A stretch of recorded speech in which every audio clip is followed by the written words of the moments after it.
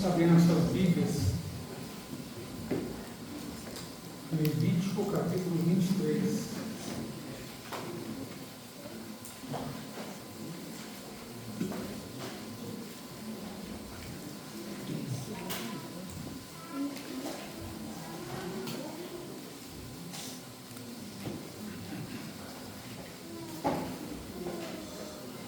Levítico 23, versos 5 a 8.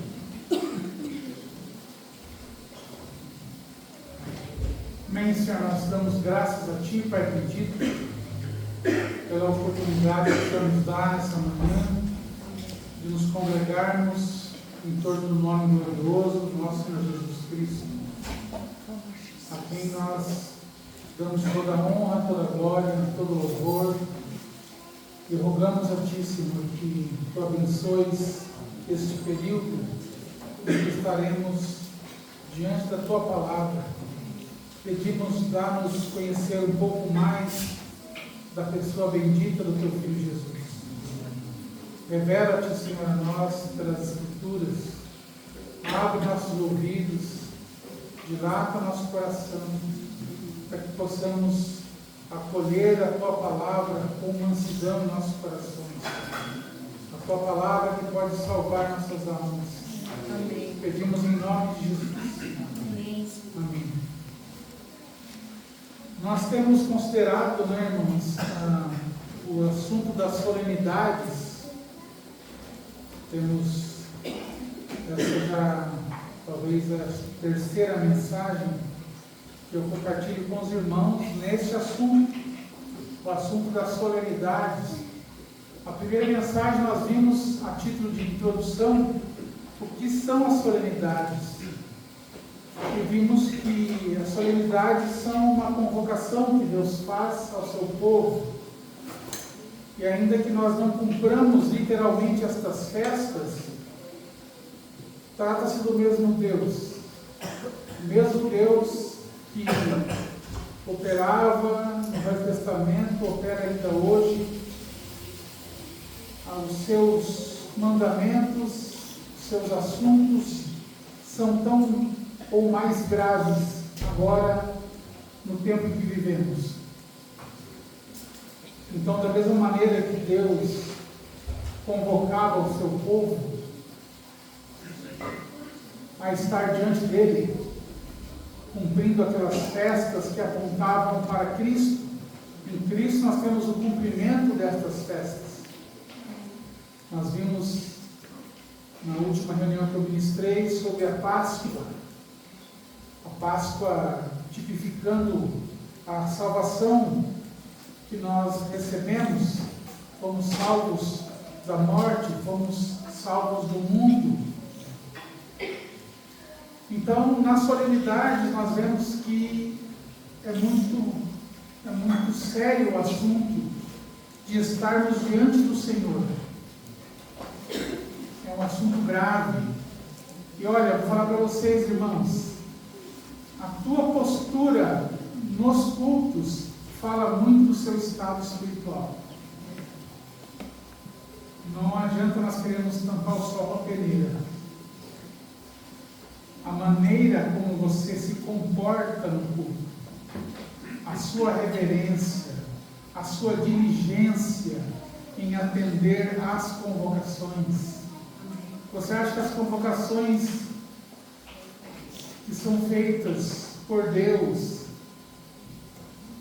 no âmbito, na esfera do Novo Testamento, chamadas por muitos de época da graça, vocês acham que é menos solene? Você acha que o não atender é menos grave nesse tempo? Ou será que é tão grave ou mais grave? Jesus falou que se a nossa justiça não exceder a dos escribas e fariseus, o que vai acontecer? O que vai acontecer, irmãos? De modo algum entrareis no reino. Então, o que acontece é que nós acabamos por criar uma imagem de Deus diferente da imagem de Deus que nós encontramos na Escritura. Qualquer imitação de Deus que nós criamos na nossa imaginação não se trata do Deus vivo, se trata de um ídolo. Esse Deus complacente, esse Deus omisso, esse Deus que só se presta a dar coisas para os homens que se voltam para Ele, ou imaginam que estão se voltando para Ele, apenas quando as coisas vão mal, apenas quando tem interesse em receber alguma bênção. Este não é o Deus das Escrituras. O Deus das Escrituras é um Deus tremendo, um Deus 3 vezes santo, um Deus que não toma o culpado por inocente, um Deus que é vingador do mal. Nós vemos isso nas Escrituras. Nós vemos uma profecia acerca de Jesus no Salmo de número 2, onde diz que o Senhor há de julgar as nações com vara de ferro. Veja, é bem diferente do que nós entendemos, ou que a maioria das pessoas entendem a respeito de Deus. Então lembre-se disso. Fala um alerta solene para os irmãos. Não pense que o Senhor está alheio ao teu comportamento, ao nosso comportamento. Ele está olhando, Ele há de julgar toda transgressão, Ele há de realmente vindicar a sua santidade. E nós, como estamos?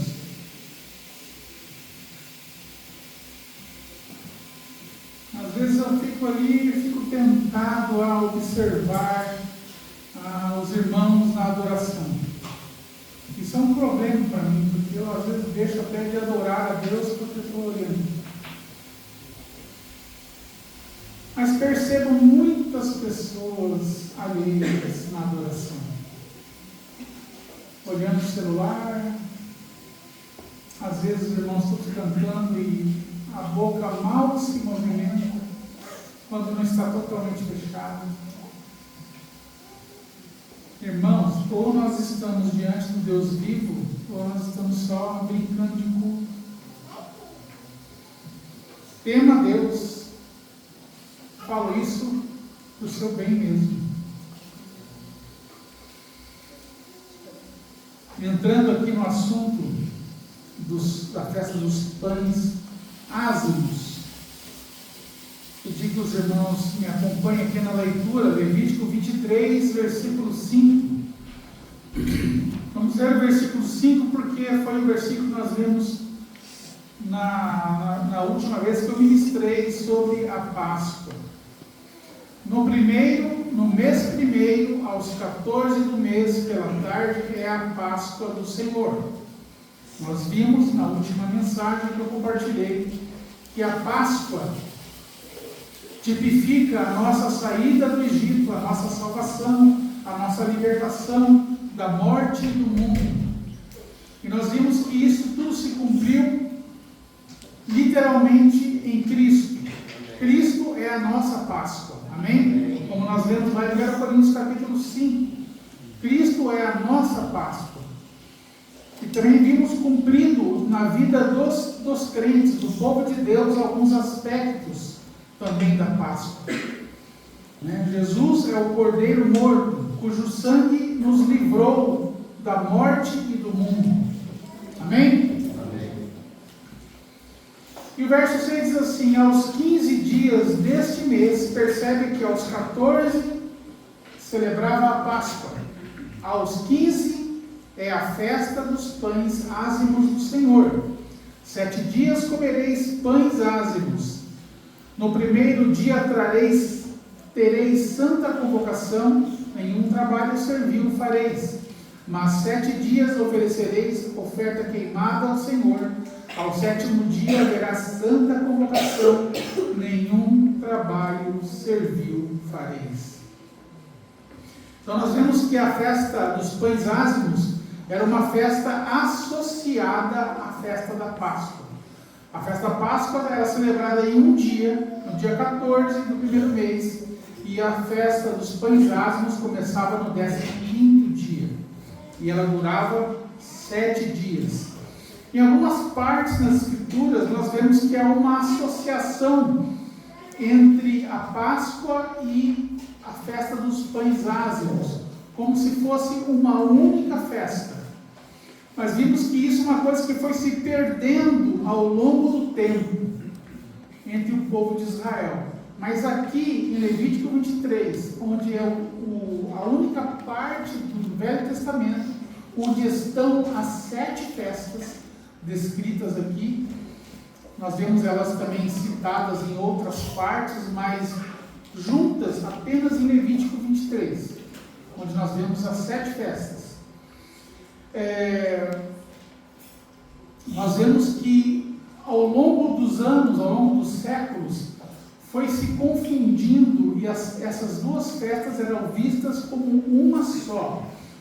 Os irmãos não precisam abrir, mas por exemplo em Ezequiel 45, verso 21, a Páscoa é descrita como uma festa de 7 dias em que se comerá pães ázimos. Então nós vemos aqui em Ezequiel, aproximadamente 500 a 600 anos antes do Senhor vir, a primeira vez, já havia uma confusão, onde as duas festas eram tidas como uma única festa. Também em Lucas capítulo 22, versículo 1, nós lemos assim, já no Novo Testamento: estava, pois, perto a festa dos pães ázimos, chamada a Páscoa. Então nós vemos aqui que já há uma fusão dessas duas festas, mas originalmente, nos planos de Deus, eram festas distintas. Amém? Amém. Então, o que significa, falando resumidamente, o que significa a festa dos pães ázimos? Nós temos na Páscoa, irmãos, a Páscoa nos ensina sobre a morte do Senhor. O Cordeiro Pascal foi morto para livrar o povo de Deus da morte e para os tirar do Egito, do mundo. Mas a festa dos pães ázimos, que era celebrada logo em seguida da Páscoa, ela nos fala sobre as consequências desta morte, a consequência da morte do Cordeiro. E que consequências são essas? Uma vez salvos, nós precisamos viver uma vida agora sem fermento. Amém? Esse é o sentido da festa dos pães ázimos. Uma vez resgatados da morte e do mal, agora nós devemos viver uma vida sem fermento, uma vida livre do mal, uma vida de santificação. Este é o sentido, abreviadamente falando, da festa dos pães ázimos. Na Páscoa nós temos a forma como o pecado foi removido, pelo sangue do Cordeiro, o sangue passado nas vergas das portas. Nos ázimos, agora nós vemos a consequência desta salvação. Uma vez salvos, quais são as consequências da remoção do pecado? Veja, a festa dos pães ázimos era uma festa que era celebrada durante 7 dias. Então ela representa um período na vida do povo de Israel. Falando em termos do Novo Testamento, os ázimos significa um período e não um evento. A Páscoa significa um evento, por isso ela é celebrada em um único dia, aos 14 dias do primeiro mês. Um dia, um evento. Mas os pães ázimos falam de um período, 7 dias. Há apenas 2 festas que falam de períodos, que é a festa dos pães ázimos, que é a segunda festa, e a última festa, que é a festa dos tabernáculos, também celebrada em 7 dias, também representa um período e não apenas um evento. E olha que interessante, irmãos, essas 2 festas, ázimos e tabernáculos, elas vêm na sequência de uma convocação, de uma solenidade de um dia apenas. E ambas tipificam o que Cristo fez para remover os nossos pecados. Temos a Páscoa e em seguida a festa dos pães ázimos. Depois temos o dia da expiação e na sequência a festa dos tabernáculos. Entendem? Então veja, na Páscoa nós fomos libertados para agora vivermos uma vida de santificação. Na festa da expiação, no dia da expiação, o nosso pecado foi tirado por Jesus Cristo para agora vivermos um descanso tipificado na festa dos tabernáculos, que parece tipificar o milênio. Então, de ambas as formas, irmãos, nós vemos que o que Cristo realizou por nós vai implicar em todo um período de nossa vida. Amém? Vamos abrir as nossas Bíblias em 1 Coríntios, capítulo 5. Deixa marcadinho aí no Velho Testamento, eu vou voltar para lá. 1 Coríntios, capítulo 5.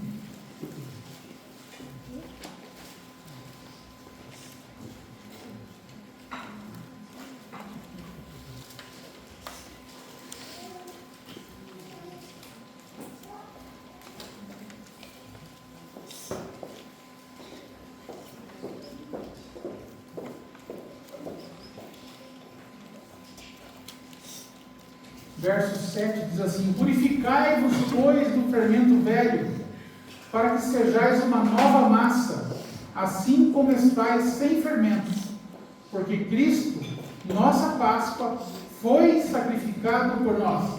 Amém? Amém, Amém, irmãos? Amém. Então essa é uma realidade para aqueles que creram no Senhor Jesus Cristo.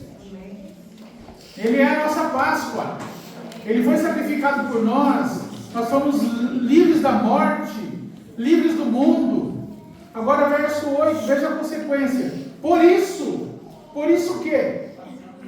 Porque Cristo foi sacrificado por nós. Por isso, façamos a festa. Amém? Então nós temos que fazer a festa dos pães ázimos. Nós temos que cumprir essa solenidade. Obviamente que não com os simbolismos, não em figura, mas em realidade. Cumprir a festa dos pães ázimos, no nosso contexto de hoje, é nos entregar ao processo de santificação, que vai durar um período bem longo, o período da nossa vida inteira. Só vai cessar este período quando o Senhor nos arrebatar. Amém? Amém. Quando o corpo do pecado for desfeito, então se cumpriu esse período na vida do crente. Então, façamos a festa, não com o fermento velho, nem com o fermento da maldade e da malícia, mas com os ázimos da sinceridade e da verdade. Então a nossa vida vai se pautar nessas duas coisas: sinceridade e verdade. Amém, irmãos? Amém. Então veja, graças ao que Cristo realizou por nós, Cristo, a nossa Páscoa, foi sacrificado por nós. Uma vez que Ele foi sacrificado por nós, agora eu posso viver uma vida santa. Amém? Amém. Uma vez que Cristo cumpriu a expiação do nosso pecado, eu posso entrar no descanso de Deus. Né? Falando agora da expiação e dos tabernáculos, que nós vamos ver mais para frente. Mas os detalhes, irmãos, desta festa tem muito a ensinar para nós. Nós já vimos que uma vez resgatados do mal, devemos viver uma vida separada do mal. Os pães ázimos eram pães que eram feitos sem fermento, sem aquilo que deteriora, sem aquilo que fermenta. O fermento ali é a tipificação do pecado. Então, uma vez resgatados do mal, nós temos que viver uma vida separados do mal. O fermento na Bíblia é sempre usado como uma figura do mal. Aquilo que produz fermentação, aquilo que produz um inchaço, que muitas vezes é confundido com crescimento. Em Mateus capítulo 13, nós vemos algumas parábolas que falam sobre o inchaço. E ali fala do reino de Deus, que é semelhante a uma mulher que introduz uma parte de fermento em 3 partes de farinha. E o que acontece? O que acontece, irmãos? Leveda toda a massa, há um inchaço, há um aparente crescimento, mas não um crescimento que Deus fez. Como nos dias de hoje, nós vemos uma grande massa de pessoas que dizem ser evangélicos, mas aquilo é um inchaço artificial, algo que não foi produzido por Deus. Também ali nós vemos a parábola do grão de mostarda. Ali diz que o reino do céu é semelhante a um grão de mostarda, que é a menor das sementes, e lançada na terra, ela cresce e se torna como uma árvore. Agora, a mostarda é uma árvore ou é uma hortaliça? É uma hortaliça. Então ela não é uma árvore. Ela se faz como uma árvore. E o que acontece ali? Vêm as aves, as aves vêm e se aninham naquela árvore falsa. E nós sabemos o que os pássaros representam. Os pássaros representam os espíritos malignos. São os mesmos que comem as sementes que caem à beira do caminho. Então veja, irmãos, o fermento também nos fala sobre uma aparência enganosa. Cuidado com o que é aparente. Cuidado em apenas demonstrar visivelmente hábitos de crente, sem uma natureza limpa do fermento. Cuidado. Nós podemos enganar as pessoas com as nossas aparências, mas ninguém pode enganar a Deus.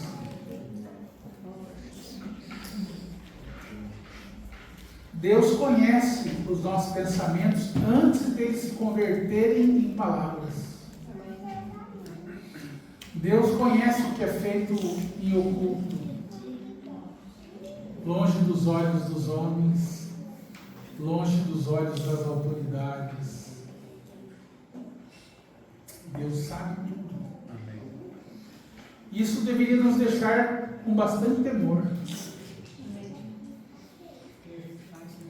Então veja, voltando aqui para o Velho Testamento, antes de irmos ao Velho Testamento, veja aí em Romanos capítulo 15. Nós consideramos toda a Escritura, amém? Amém. Porque nós cuidamos ser a palavra de Deus, toda a Escritura. não parte dela, mas toda a palavra de Deus, todo o conselho de Deus, nós consideramos. Como já foi dito várias vezes, nós examinamos o Velho Testamento, porque lá nós encontramos já a revelação de Cristo, da igreja, do Evangelho, já estava ali em forma de botão, mas nós vemos no Novo Testamento esse botão desabrochado e toda a beleza manifesta como uma flor aberta, mas trata-se da mesma flor. Amém? Amém. Capítulo 15, versículo 4: porque tudo o que dantes foi escrito, para o nosso ensino foi escrito, para que pela paciência e consolação das Escrituras tenhamos esperança. Então veja, nós não podemos desprezar o que foi escrito antes. E o objetivo é que nós alcançamos essa esperança que as Escrituras dizem. Pela paciência e consolação das Escrituras, tenhamos esperança. Oh, irmãos, que esperança maravilhosa! Nós vemos o que foi predito no Velho Testamento, o cumprimento do Novo. Amém? Amém? Isso é mais uma prova inequívoca de que a palavra de Deus é verdadeira, é eficaz, é certa. Então,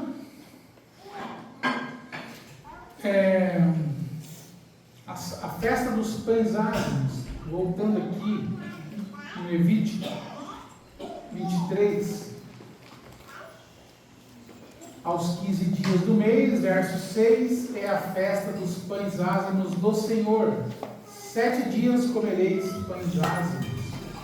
Então veja, a primeira coisa que nós vemos aqui, entre o verso 5 e o verso 6, é que a Páscoa era celebrada no 14º dia do primeiro mês. E logo no 15º dia já se celebrava a festa dos pães ázimos. Nós vemos que não há um intervalo. Nós vemos que uma celebração é na sequência da outra, da primeira. O que isso nos ensina, irmãos? Nos ensina que não há espera para a santificação. Não há espera. Talvez alguém possa pensar assim: não, mas eu me converti muito novo, então eu vou experimentar um pouco do mundo e depois eu vou me aplicar nessa obra de santificação. Vou esperar um pouco.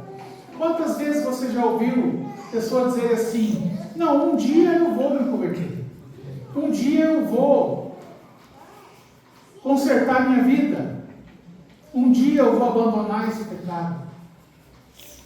Não há intervalo. Uma festa celebrada num dia, no dia seguinte já começa a festa dos pães ázimos. Não há espera. A vida de santificação do salvo deve começar imediatamente após a sua libertação do mal. Amém? Amém. Ou será que nós vamos esperar? Podemos esperar? Não podemos, irmãos. A mudança de vida deve ser percebida pelos que estão ao nosso redor no mundo. Ou será que nós levamos o nome de crente, mas não temos diferença nenhuma dos ímpios? Nós falamos o mesmo linguajar, nós vestimos as mesmas roupas indecentes, nós temos o mesmo estilo de vida, nós temos as mesmas ambições, os mesmos ideais, e nada nos diferimos dos que estão no mundo. Será que então realmente a Páscoa aconteceu na nossa vida? Considere aí você. Será que nós realmente fomos libertos pelo sangue do Cordeiro Pascal?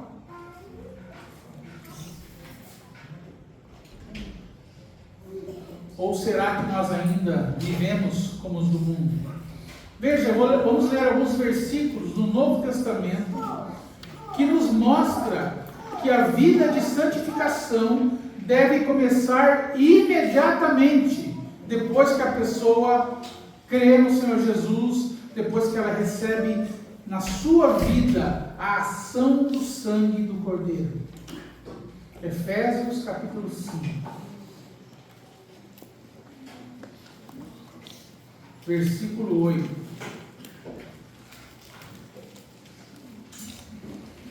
Porque no outro tempo eres trevas. Está vendo? Outro tempo. Noutro tempo eres trevas. Mas agora sois luz no Senhor. Andai como filhos da luz. Então veja, se era treva e não é mais, agora é filhos da luz, então existe um andar.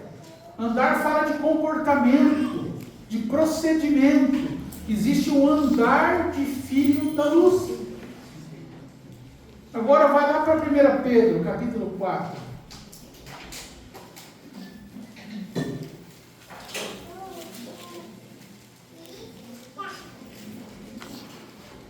1 Pedro, capítulo 4, versículo 1. Ora, pois já que Cristo padeceu por nós na carne, isso já aconteceu? Já aconteceu na sua vida? Armai-vos também com este mesmo pensamento, que aquele que padeceu na carne já cessou do pecado. Agora Colossenses capítulo 3. Nós estamos vendo esses versículos para mostrar, irmãos, para nós mesmos, que eu não posso, é impossível, que uma vez que a Páscoa aconteceu na minha vida, é impossível que eu viva uma vida de pecado, uma vida com fermento, com malícia, com maldade. Portanto, verso 1, Colossenses 3:1, portanto, se já ressuscitaste com Cristo, buscai as coisas que são de cima, onde Cristo está assentado à destra de Deus. Já ressuscitamos com Cristo. Agora a minha vida é essa vida de buscar as coisas de cima. Veja, irmãos, que não é uma coisa que eu faço no automático. Eu preciso me entregar a essa obra. Eu preciso me dispor a essa obra. Eu preciso buscar as coisas que são de cima. Eu preciso me armar com esse pensamento. Como nós lemos lá em 1 Pedro 4. Amém, irmãos?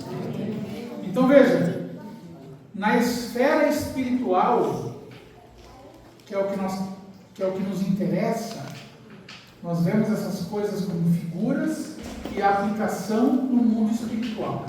Na esfera espiritual, não há intervalo entre a salvação e a santificação.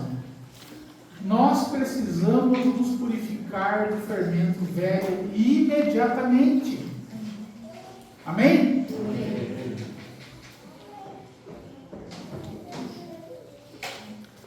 Agora veja em Êxodo, capítulo 13. Em Êxodo, capítulo 13, nós vemos os detalhes que ali em Levítico 23 nos fala em termos gerais desta festa, mas em Êxodo, capítulo 13, nós vemos os detalhes.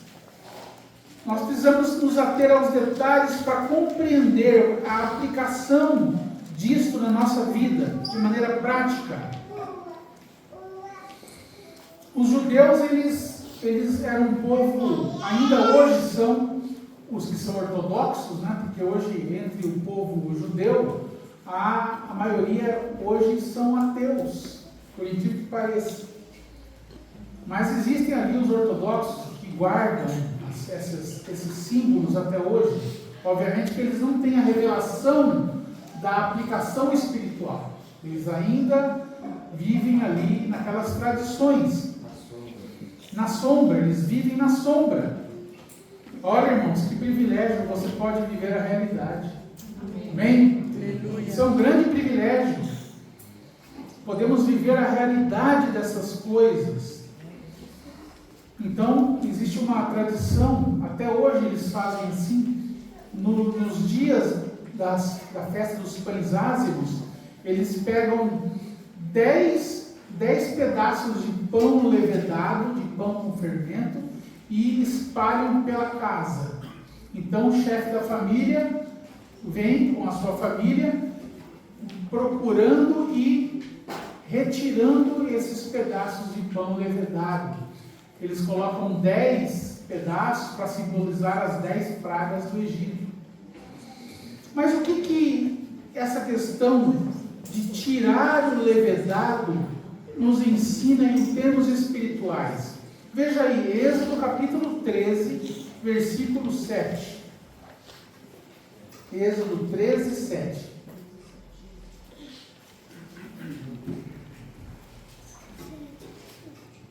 Sete dias se comerá pães ázimos, e o levedado não se verá contigo, nem ainda será visto em todos os seus termos. Então, o que nós podemos aprender? Nós vemos aqui nesse versículo 3 palavras diferentes. Nós vemos a palavra pães ázimos, ou pães asmos. Nós vemos a palavra levedado, e nós vemos a palavra fermento. 3 palavras. Vamos considerar essas 3 palavras. E vemos 3 formas diferentes de que o fermento deve ser evitado. Nós vemos a palavra comerá, 7 dias se comerá. Nós vemos a palavra verá contigo, a expressão verá contigo, e a palavra visto em todos os teus termos. Então, a primeira ação aqui é a ação de comer. A palavra diz: 7 dias comerá pães ázimos. A ênfase nessa primeira parte do versículo é em assimilação. Quando você come alguma coisa, você está assimilando aquela coisa. Aquela coisa passa a fazer parte do seu corpo. Não é assim? Então, comer significa assimilar. Assimilação completa daquilo que está sendo ingerido. Então, quando se come algo levedado, algo fermentado, aquele fermento passa a fazer parte do seu corpo. Então, nós temos aqui uma advertência sobre não assimilar algo levedado. 7 dias se comerá pães ázimos. Isso nos ensina, irmãos, a respeito de práticas pecaminosas que já estão assimiladas no nosso viver. Às vezes, vícios, como o vício, por exemplo, da pornografia, ou mentira, ou qualquer outro pecado, que já foi assimilado, já faz parte, já foi comido, e agora faz parte do nosso corpo. A outra palavra que nos é dita aqui no versículo 7 é sobre carregar. Aqui ele fala assim: o levedado não se verá contigo. Aqui é uma outra palavra que é usada no original, que não convém nós dizermos aqui, mas aqui o sentido é em associar-se. Não, o levedado não se verá contigo. Aqui fala de associação, de você estar junto com algo que está contaminado. O que isso quer dizer em termos práticos? Isso tem a ver com associar-se com algo pecaminoso. especialmente com ímpios. Nós já estamos, eu posso dizer por mim, né? Eu já estou careca de falar essas coisas. O Anderson também, né? Insistindo com os jovens. Eles já foram até encarregados de decorar essa passagem.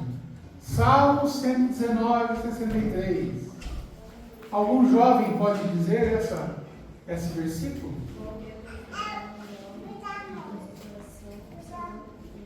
Não. Companheiro sou. De quem você é companheiro? Amém? Nós devemos ser companheiros dos que temem o Senhor. Com quem que você tem se associado? Com companheiros crentes que temem ao Senhor ou com pessoas ímpias? Quando você se associa com tais pessoas, você passa a ter os mesmos hábitos, os mesmos pecados, o mesmo procedimento dessas pessoas. E não adianta você argumentar que consegue andar com o ímpio e não fazer as coisas que o ímpio faz. O levedado não se verá contigo. Será que se eu olhar para a sua vida, eu vou ver um levedado com você? Ou um asno? Alguém contaminado com pecado ou alguém livre de pecado? Quem é o seu companheiro? Com quem que você está se associando? Olha, irmãos, nós vivemos um tempo tão miserável que até com determinados crentes nós não podemos nos associar. E a Bíblia diz isso. Diz a respeito daquele que, dizendo seu irmão, for devasso, roubador, idólatra, etc. Como tal, nem sequer mais. Essa questão da santificação, irmãos, é um assunto muito sério. É um assunto tão sério que a palavra de Deus diz: seguir a paz e a santificação, sem a qual ninguém verá o Senhor. Ninguém. Se você excluir essa obra da sua vida, você não vai ver o Senhor. Porque é impossível, irmãos, que alguém que nasceu de novo não se entregue a esta obra. Não estou dizendo aqui que a pessoa não vai eventualmente pecar. Que a Bíblia diz lá em João, na epístola de João, que o nascido de novo, o que acontece com ele? Não peca. Não no sentido de que não peca jamais, mas ele não vive na prática do pecado. O pecado é algo acidental na vida dele. É algo acidental, não é algo corriqueiro, não é algo comum. Alguns que se dizem crentes, virtude cristã nele é a coisa incomum. Olha, teve uma atitude crente. Deve ser o contrário.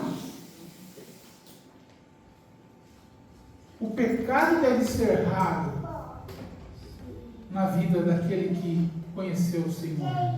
Então a ênfase aqui nessa expressão, o levedado não se verá contigo.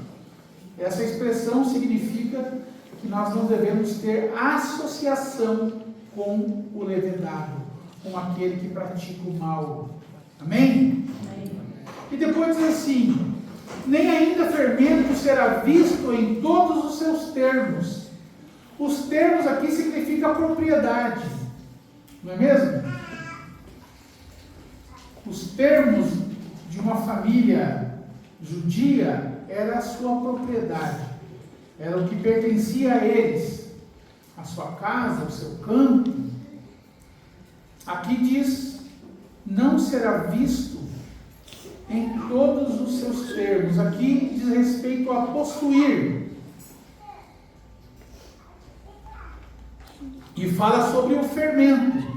Não a massa fermentada. Fala assim, ó, nem ainda fermento.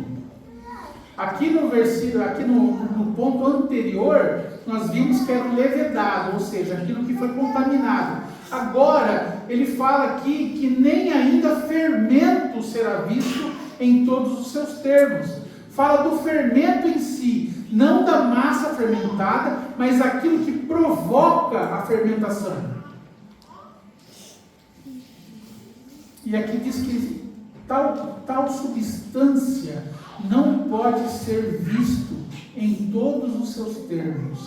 A ênfase agora é sobre apropriar-se, coisas que te levam a pecar. O fermento não será visto em nenhum dos seus termos. O que te leva a pecar? O que você ainda guarda nos seus termos? A maioria está com o celular na mão. Olha, vou falar para você uma coisa. Bíblia de papel. Amém? Amém? Eu rogo a vocês, em nome de Jesus, pelo menos na hora do culto, não usem celular. Quem não pode comprar um caderno e uma caneta para anotar? O problema, irmão, sabe o que é? É que vocês se sabotam. Isso aqui é o sentido de você não ter nos seus termos fermento. É a mesma coisa de um alcoólatra guardar uma garrafa de cachaça em casa, não para ele beber, mas para ele servir quando vem um amigo que não é crente e vem visitá-lo, então não tem um aperitivo para oferecer. O que te faz tropeçar? O que te faz pecar? Olha, Jesus que falou, tá, irmãos? E falou no âmbito do Novo Testamento. Ele falou que se tua mão escandalizar, o que você vai fazer com ela? Corta e lança para longe de ti. Se o seu pé te escandalizar. É melhor você perder uma mão no pé do que o corpo todo ser lançado no inferno.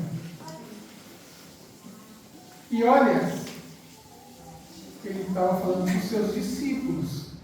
É um negócio difícil de entender? É. Mas foi o Senhor que falou. E aí? Não fique fiado em tradição evangélica. Ah, eu sou crente, sou de família evangélica. Certifique-se, jovem. Crianças que querem ser batizadas aqui, ó, diante de mim, pediram batismo. Certifique-se de que você nasceu de novo.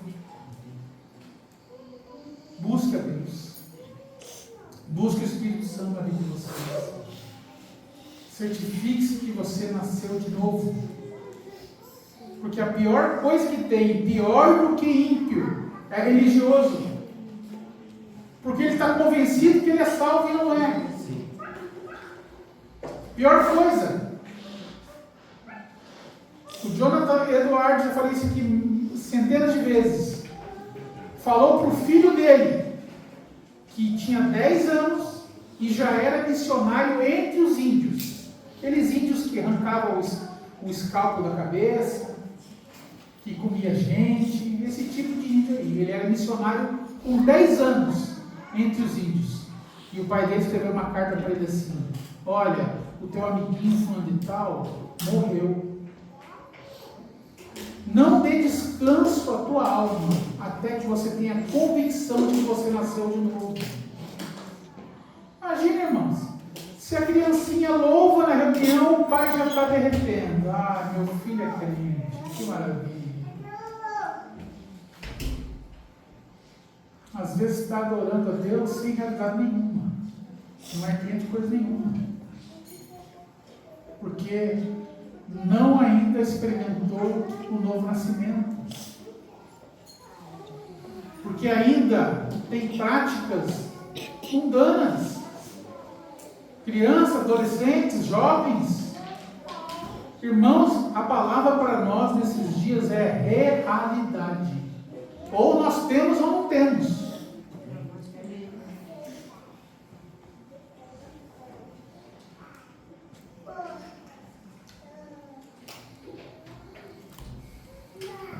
Então, nós vemos aqui sobre o fermento. Era errado comer algo fermentado. Era errado carregar algo fermentado consigo. Falando sobre a associação. E era errado até ter o fermento. Não podia ter. Cuidado, irmãos, com o que você tem na sua casa. Aquilo ali, ó. O que você está vendo? Séries? Vendo coisas que te levam a pecar? Vendo coisas violentas? Em Isaías nós vemos que nós não devemos ouvir falar do sangue, da violência. Agora você ficar se deleitando lá, metralhadora, facada, tal. Coisa, o que isso tem de edificante? Às vezes, questões românticas que te apresentam uma falsa ideia do que é o amor conjugal. Jovens, cuidado com a antecipação de prazeres que Deus reservou para o matrimônio. Isso aí, ó, é a consequência de você carregar fermento consigo. Acaba com essa sua vida. Acaba com isso.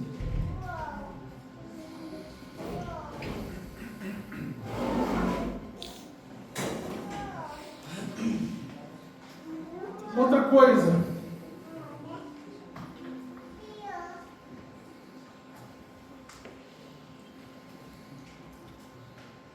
Voltando aqui em Levítico.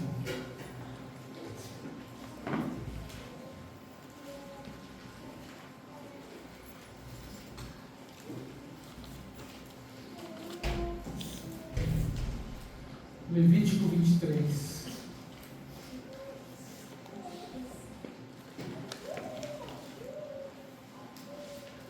Verso 7. No primeiro dia tereis santa convocação, nenhum trabalho servil fareis. Depois, no final, ao sétimo dia, verso 8, haverá santa convocação, nenhum trabalho servil fareis. Aqui mostra que nós alcançamos essas coisas não pela força do nosso braço. Não pense você que a sua disciplina natural vai te tornar mais santo. Obviamente que a nós cabe nos entregarmos a essa obra de santificação, mas ninguém consegue obtê-la sem aquele agente maravilhoso que é o Espírito de santificação. Em Romanos capítulo 1 fala do Espírito Santo como o Espírito de santificação. Nós não podemos, por nossa própria disciplina, nós precisamos excluir o fermento dos nossos termos. Nós não conseguimos administrar essas coisas. Nós precisamos ser convencidos pelo Espírito Santo que eu não consigo me disciplinar pelo meu esforço. Não consigo. Isso aqui é ilustrado por essa expressão: nenhum trabalho servil fareis. Então, não é pelo que eu faço, mas pelo que Jesus fez por mim na cruz. Amém? É baseado na obra dele que eu posso ser santo. Na nossa luta, irmãos, por uma vida mais santificada, nós lutamos contra a nossa própria carne. Mas se depender somente de nós seremos derrotados. mas nós temos o Espírito Santo que opera em nós e nós nos submetemos a Ele. Por isso, podemos não cumprir as concupiscências da carne. Certamente, antes de você pecar, o Espírito Santo apelou na sua consciência. Mas o que você faz? Sufoca a voz do Espírito. Até um tempo que acontece uma coisa terrível que chama cauterização da consciência, onde o apelo do Espírito Santo não alcança mais a pessoa. Ela está sem sensibilidade espiritual. Por isso pratica as piores torpezas.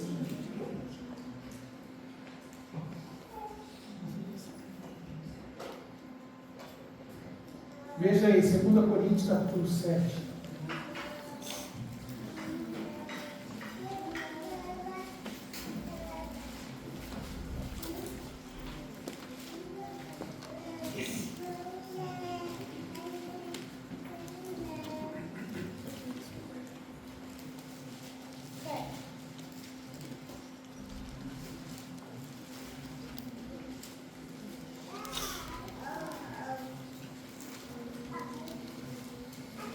Ora, amados, pois que temos tais promessas, purifiquemo-nos de toda a imundícia da carne e do Espírito, aperfeiçoando a santificação no temor de Deus.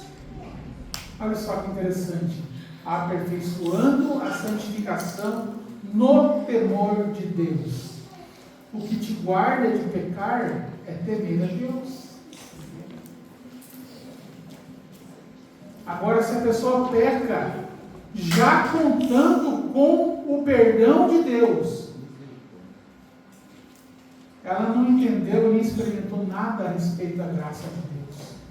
Porque a graça, para nós, é de graça, mas ela custou o sangue do nosso Senhor.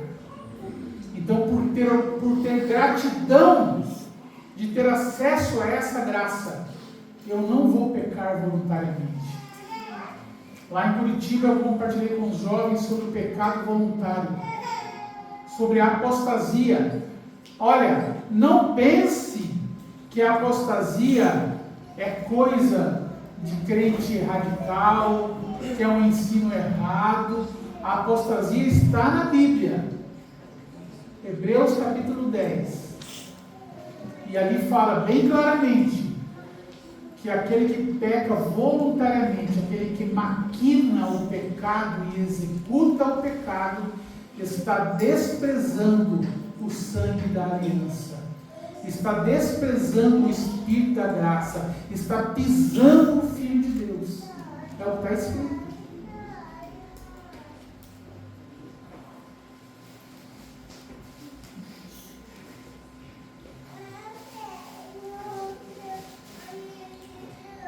Olha, para encerrar aqui, eu vou procurar ir rapidamente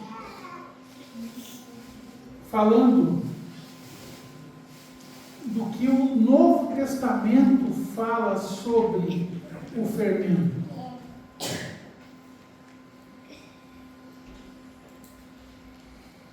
Uma coisa que o fermento tem de característica, irmãos, é a contaminação.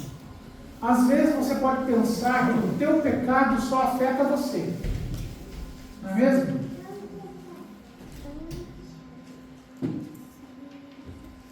Eu pequei, mas pelo menos eu não fiz mal para ninguém. Se nós somos um corpo, se nós somos um pão, não é o que Paulo diz? Em Coríntios, 1 Coríntios capítulo 10, ele fala que nós somos um pão.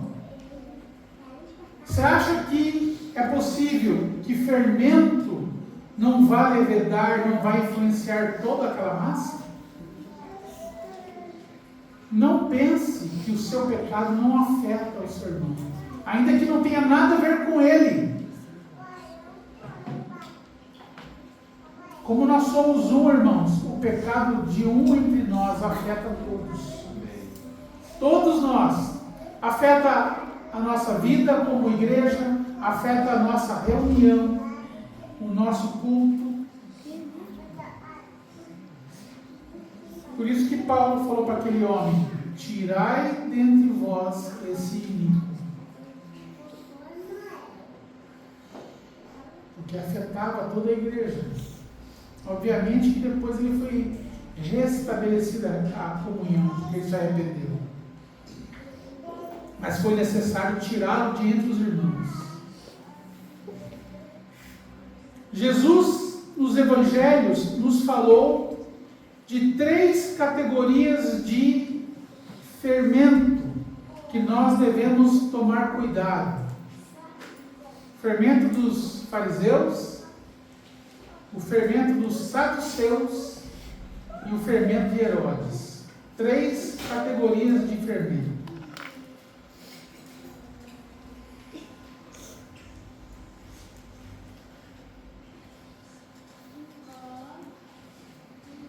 Mateus capítulo 16, não precisa ler não, mas diz assim, depois os irmãos podem ler nas suas casas. Mateus 16, 6, e Jesus disse-lhes: adverti e acautelai-vos no fermento dos fariseus e saduceus. O que seria o fermento dos fariseus? É o fermento da religiosidade, né? É aquele negócio que eu consigo cumprir, então eu passo a julgar aqueles que não cumprem como eu, e passo a menosprezar os que não cumprem. Geralmente são coisas, ou melhor, sempre são coisas aparentes, coisas visíveis, práticas religiosas. Os fariseus, eles eram peritos em atribuir virtude espiritual em costumes. Não era assim? Eles eram supersticiosos. E eles julgavam os que não acompanhavam eles na sua superstição. Lavavam as mãos várias vezes. Eles tinham até o pé certo para descer da cama. E tudo isso eles atribuíam como virtude espiritual. Então, assim, irmãos, é a religiosidade. Cuidado com esse tipo de fermento. Se você alcança alguma disciplina, não atribua que isso é espiritual e não queira enfiar isso goela abaixo do seu irmão.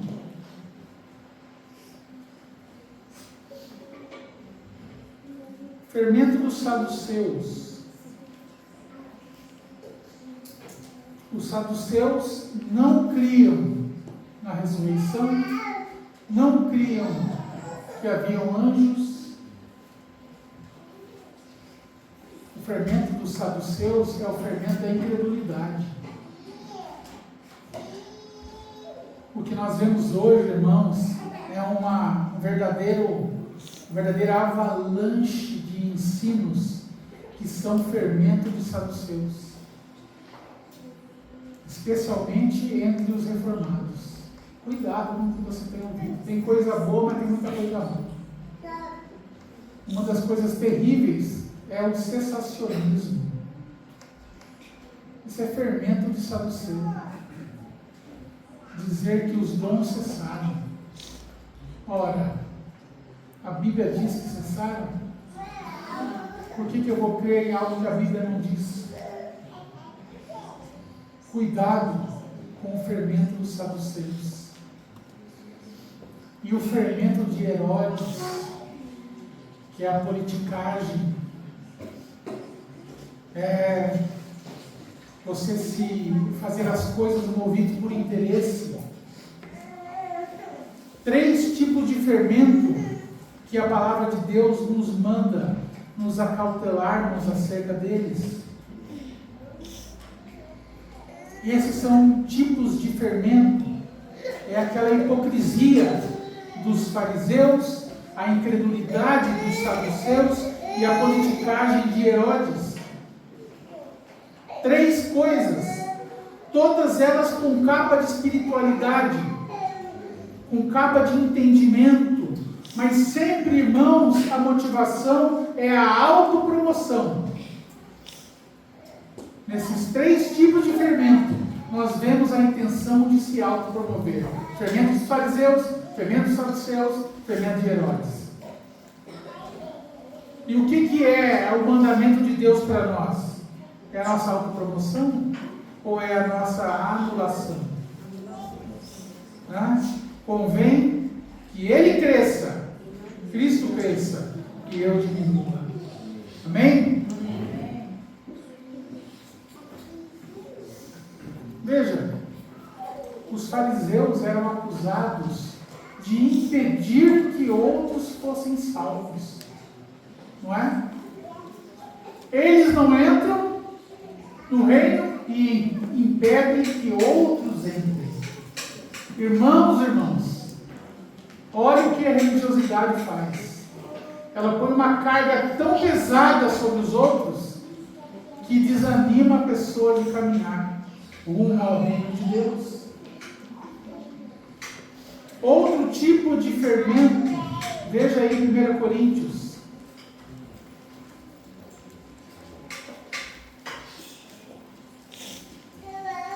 1 Coríntios capítulo 5.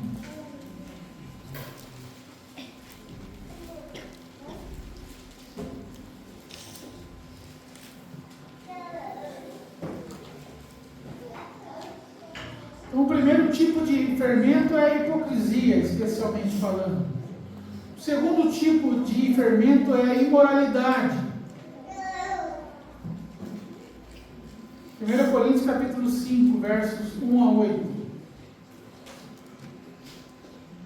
Foi o que eu falei sobre aquele homem que cometeu pecado de imoralidade.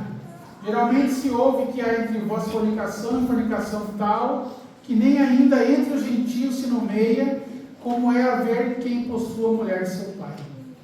Estais ensoberbecidos, e nem ao menos vos entristecestes, por não ter sido dentre vós tirado quem cometeu tal ação.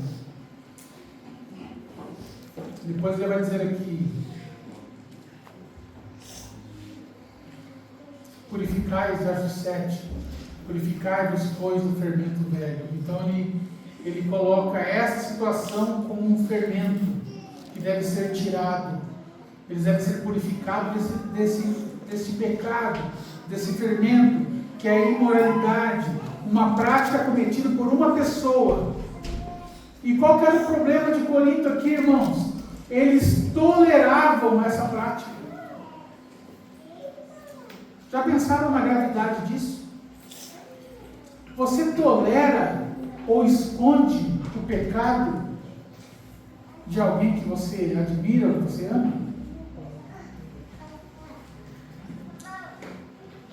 O que nós lemos lá quando eu estava ministrando em Levítico sobre o pecado moral? Havia um pecado, que era o pecado de não denunciar o pecado. Lembra disso? Que a pessoa que não denunciava o pecado, ela se fazia culpada do pecado de outra pessoa. Então veja, jovens especialmente, vou pegar no pé de vocês, até que vocês realmente tenham realidade com Deus.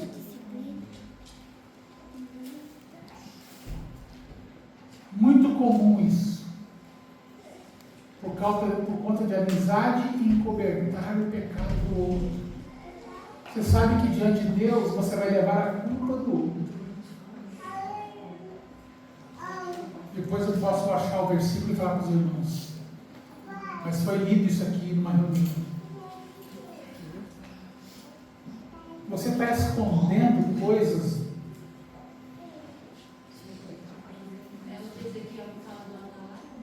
Não, é em Levítico mesmo. Mas eu posso achar depois e falar com os irmãos.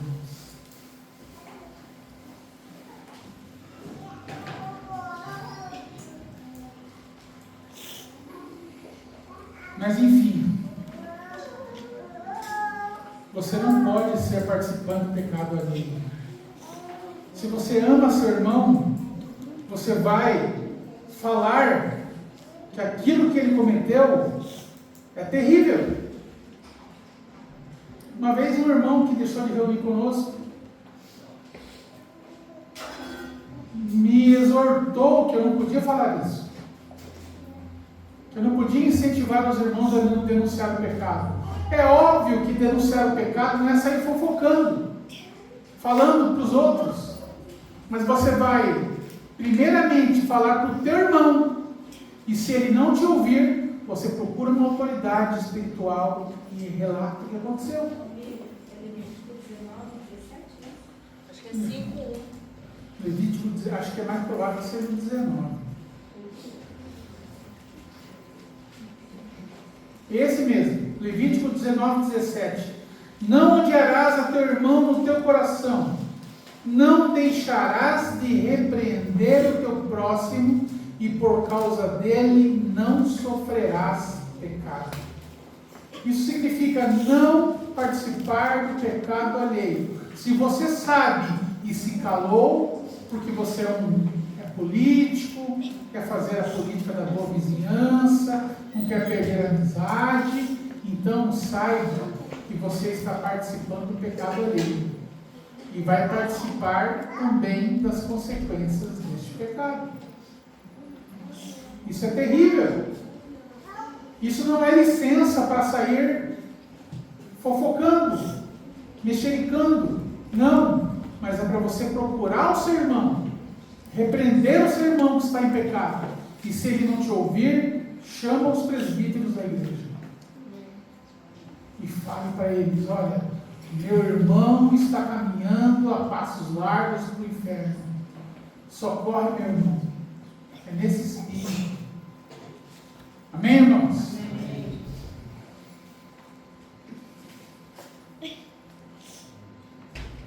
E por último, o último tipo de fermento que eu gostaria de compartilhar com os irmãos, Gálatas capítulo 5.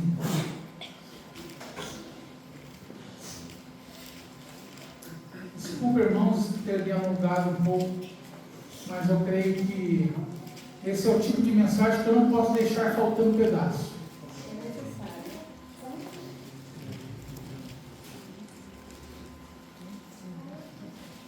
Gálatas, capítulo 5, versículo 7.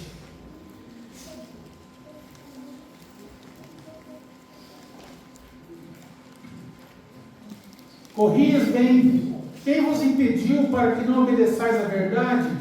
Esta persuasão não vem daquele que vos chamou. Um pouco de fermento leveda toda a massa. 5:7. Corris bem, quem vos impediu para que não obedeçais à verdade? Esta persuasão não vem daquele que vos chamou. Quer dizer que existe um convencimento, uma persuasão que não vem do Espírito Santo, não vem do Senhor, não vem da palavra, mas é uma persuasão que é um fermento. Verso 10: confio de vós no Senhor, que nenhuma outra coisa sentireis, mas aquele que vos inquieta, seja ele quem for, sofrerá condenação. Eu, porém, irmãos, se prego ainda a circuncisão, porque sou, pois, perseguido, logo o escândalo da cruz que está aniquilado, que quereria que fossem cortados aqueles que vos andam inquietando.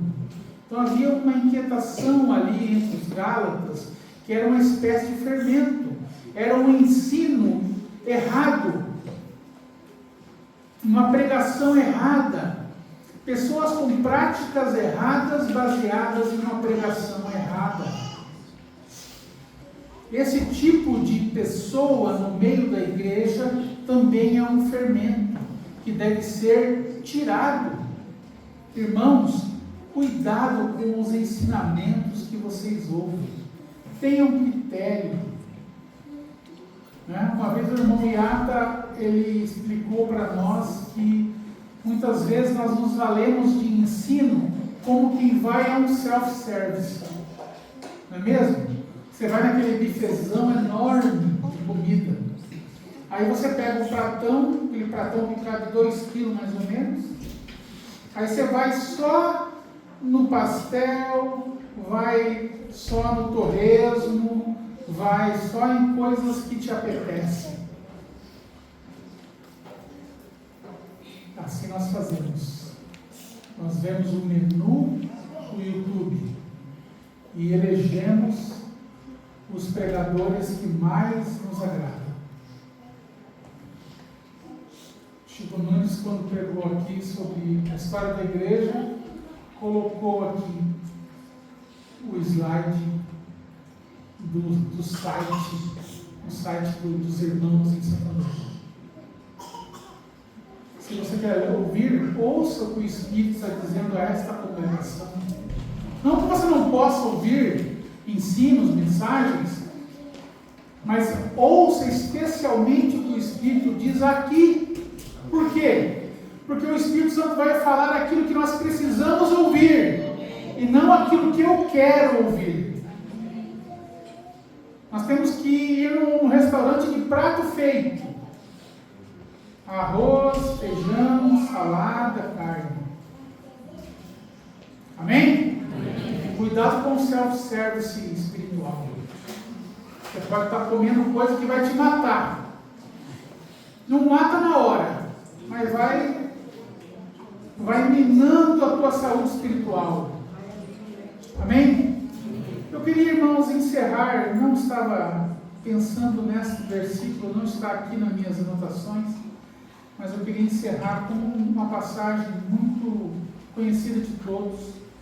1 Tessalonicenses, capítulo 4, versículo 3 em diante.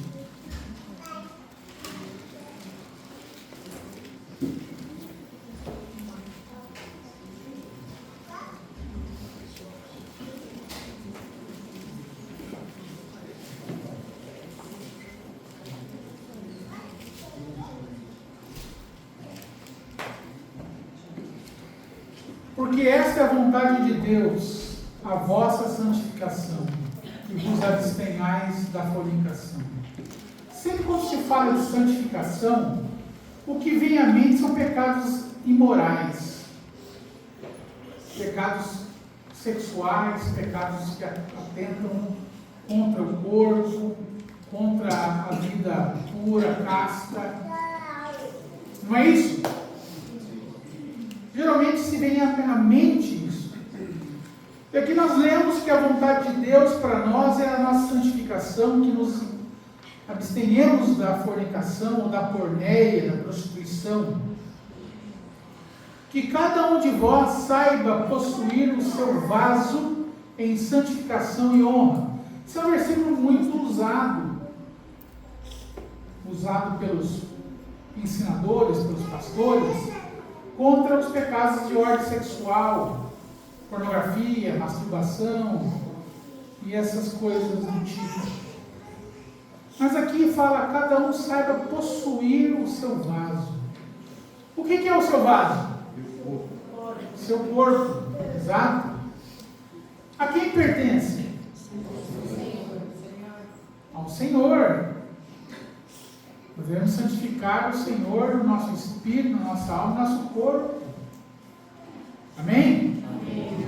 Pertence ao Senhor. Mas ele foi te dado como alguém dá alguma coisa para outro administrar. Você é mordomo do seu corpo. Ele não é seu. Digo aqueles que pertencem ao Senhor. Então, nós precisamos primeiramente saber que o nosso corpo pertence ao Senhor. Ele me foi confiado para administrar. Amém? O objetivo desse corpo é para a habitação do Espírito. Amém? O Espírito de santificação deve fazer morada no corpo. Então nós devemos saber como possuir este vaso em santificação e honra. Isso, diz respeito até como você se veste, especialmente as meninas. Como é que você se veste? Como é que você adorna este vaso? A Bíblia diz lá em Tito que nós devemos ser ornamento da doutrina de Cristo. Ou seja, nós devemos ter um procedimento tal que a doutrina é embelezada, a doutrina é honrada. As pessoas devem olhar para nós e falar assim, de fato, essa pessoa segue uma doutrina boa, eu quero conhecer essa doutrina. Pela nossa aparência. Como que uma menina se veste no nosso meio? Você veste para chamar a atenção para o seu corpo ou para chamar a atenção para o seu rosto?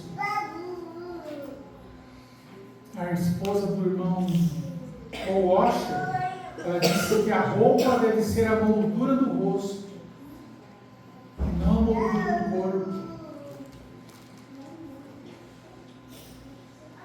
Eu fico olhando muitas vezes vestimenta de moças e fico pensando assim, será que essa moça não tem mãe? Será que ela não tem pai?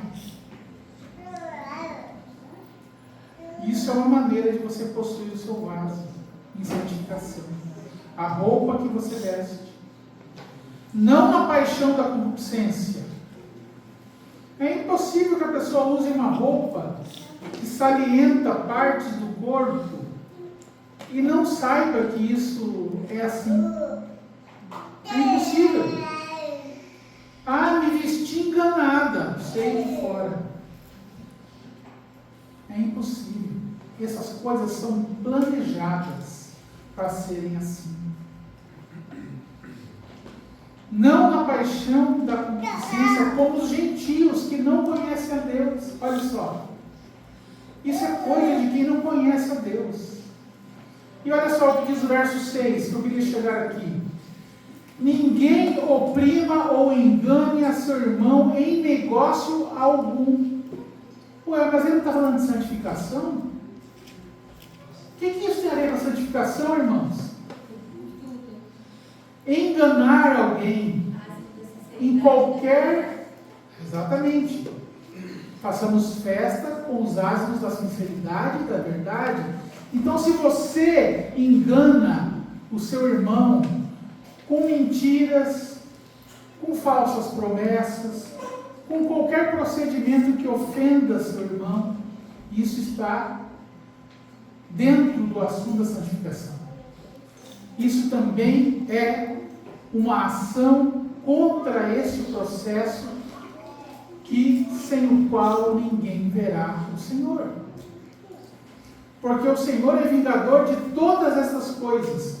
Ele é vingador dos que praticam a fornicação, dos que não sabem possuir o seu vaso em santificação e honra, e também ele é vingador dos que cometem isso, enganam o seu próximo. Olha só, irmãos, pegar dinheiro emprestado e não pagar, enganou o seu irmão. Amém ou não? Amém. Contar mentira para o seu irmão, visando... A mentira sempre é assim, ela visa algum interesse, ou se engrandecer, ou passar a perna em alguém. Isso também atenta contra a santificação, porque Deus não nos chamou para a imundícia, mas para a santificação. Portanto, quem despreza isso, não despreza ao homem, mas sim a Deus, que nos deu também o seu Espírito Santo. Então veja, irmãos, sejamos sérios, graves em todo o nosso procedimento. Isso é fazer festa dos pães ázimos. Se você conheceu a Cristo, se você foi alvo da graça salvadora, do sangue do Cordeiro Pascal, então agora faça festa ao Senhor. Se entregue a essa obra de santificação. Amém? Incline sua cabeça, vamos orar e pedir para o Senhor realmente nos desperte e nos... Se o Senhor te fez lembrar de alguma assimilação de fermento, de algum pecado que você já assimilou no seu procedimento. Se o Senhor te der lembrar de alguma associação com alguma coisa levedada, amizades no mundo, se o Senhor te fez lembrar de alguma apropriação, de alguma coisa que produz fermentação na sua vida, hoje, quebre esse laço. Quebre esse laço hoje. Realmente se entregue a essa obra. Não há outro caminho, irmãos, de nós vermos o Senhor. Confesse e deixe. Essa é a vontade de Deus para nós. Pai Santo, nós te bendizemos pela tua palavra santa, fiel, que não falha. Pedimos, Senhor, que essa palavra haja em nosso coração, em nossas mentes. Ó Deus, que a sua palavra que discerne, que nos discerne, venha nos discernir nesse momento e nos fazer, Senhor, arrepender, ó Deus, de todo fermento agasalhado, escondido em nossa vida, seja nas nossas casas, no nosso procedimento, nos nossos relacionamentos. Nós queremos consagrar tudo ao Senhor, deixar tudo por amor de Ti. Pedimos em nome de Jesus, que ninguém deixe esse recinto, Senhor, ó Deus, com pecado oculto no seu coração, mas que possamos fazer festa ao Senhor, a festa dos ázimos, com os ázimos da sinceridade e da verdade. Sabemos que todas as coisas estão nuas e patentes diante dos olhos daquele com quem havemos de tratar. Por isso, Senhor, tem misericórdia de nós. Tem misericórdia do teu povo que se reúne nesse lugar, para que ninguém se engane pelo pecado, Senhor. Pedimos em nome de Jesus.